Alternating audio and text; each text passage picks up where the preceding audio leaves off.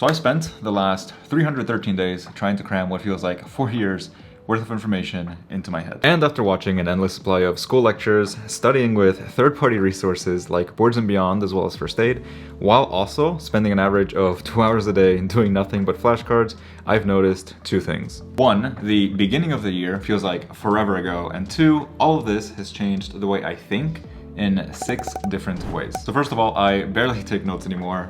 Throughout the undergrad, I generally did ginormous outlines for every single class I was involved in. I would look at the PowerPoint, I would take a bunch of notes on the PowerPoint itself, and then kind of turn those notes into Anki cards. This took hours and hours of my time. I kind of approached medical school the same ways, particularly in the first 3 months of school. I tried to make kind of like an encyclopedia for myself with all the different terms, using pretty cool softwares like Roam Research. This quickly became very unsustainable and overwhelming just from the sheer effort that it took to make everything into notes and everything kind of organized in a way that was useful for me. And so I was falling very behind lectures, and throughout the entire year I really worked towards coming with a more ideal system of things, something that wouldn't have me spend so much of my time trying to organize information, but rather spend most of my time trying to understand and testing myself with the material that we were actually learning. And so now what I do, and this is kind of still a work in progress, I'm hoping to perfect this, but I've transitioned over to, for example, for every 1 hour of lecture time,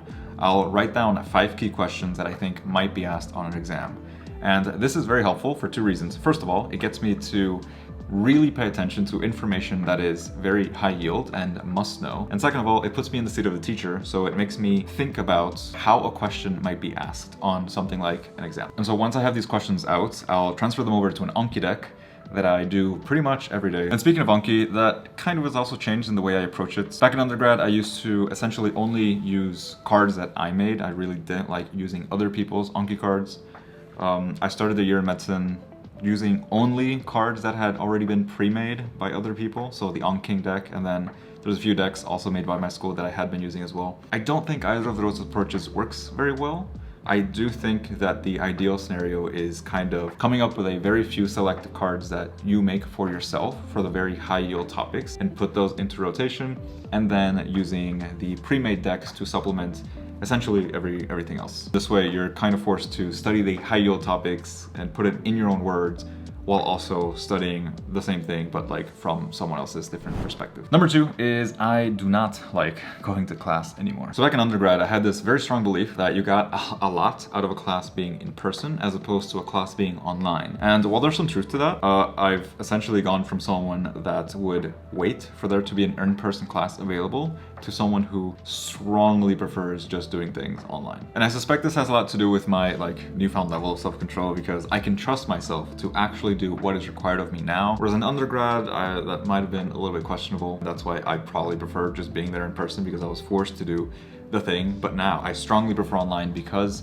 you have control of how you experience the material. So if something is posted online as a video, you have the ability to make it go by faster, so you can 2x the entire thing. This is particularly helpful if the person that is giving the lecture talks just a little bit too slow for you. You can also go back in case you didn't understand something properly. You can stop it and just come back to it at a later time. The amount of control that you have over how you just learn increases exponentially when you just have a video of someone talking about a thing, as opposed to being in class and not having any control of how you kind of take in the material. Number 3, I realized that you don't really have to know everything, and that's okay, even though I'm probably not happy with it. In undergrad, it was probably possible to drill every single detail inside of a class so you would do well on the exam. You had these circles of informations, which are your classes, and they sometimes had something to do with each other, but most of the time you could take them on as independent projects.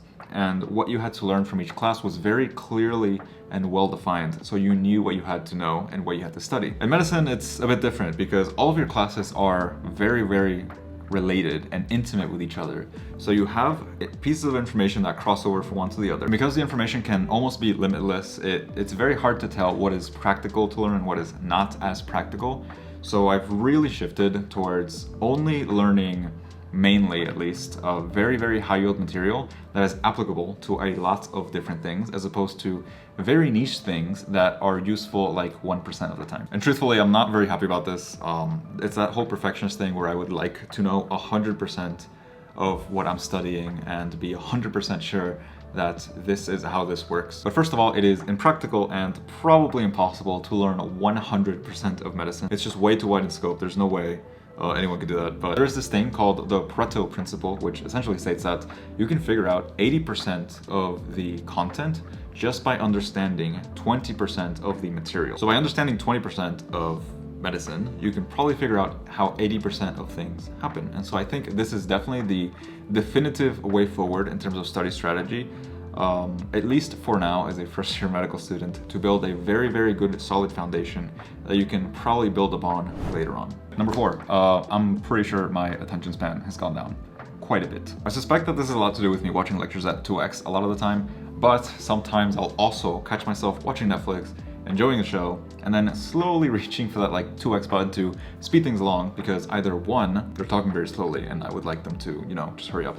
or 2, they're not getting to the point, and that for some reason stresses me out. I'm not sure if this is a good thing, because context is very, very important for certain things. I almost feel like I've been conditioned to very actively pay attention to what I'm listening to, and then if I like self-actualize that I'm listening to fluff per se, it's very, very easy to just like check out. And I don't think this was the case before, or at least not to this level, but it's something I've been like consciously made aware of, which is very interesting to me. Okay, number 5, I'm very, very picky with my time now. Since so much of my time is spent in medical school and studying for medical school and trying to do things for medical school, the time that I have off is like precious. I'm extremely mindful of what I do with my time off, because I think it's very important to have a balanced life, and that includes doing things outside of medical school as well. And so for every single break that I've had so far, every little vacation or kind of an extra day off, I've aimed to do at least something. 10 years from now, I probably won't remember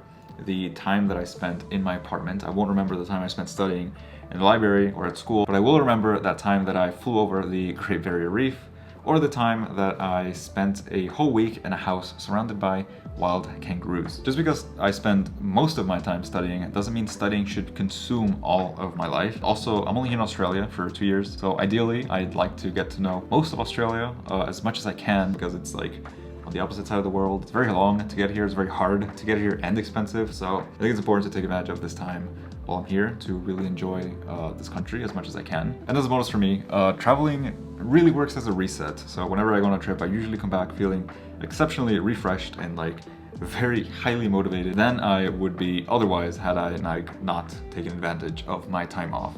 And so it puts me in a very, very good and healthy headspace to continue studying. And speaking of a healthy headspace, for the last one, being in med school for a year has made me a lot more conscious of my health.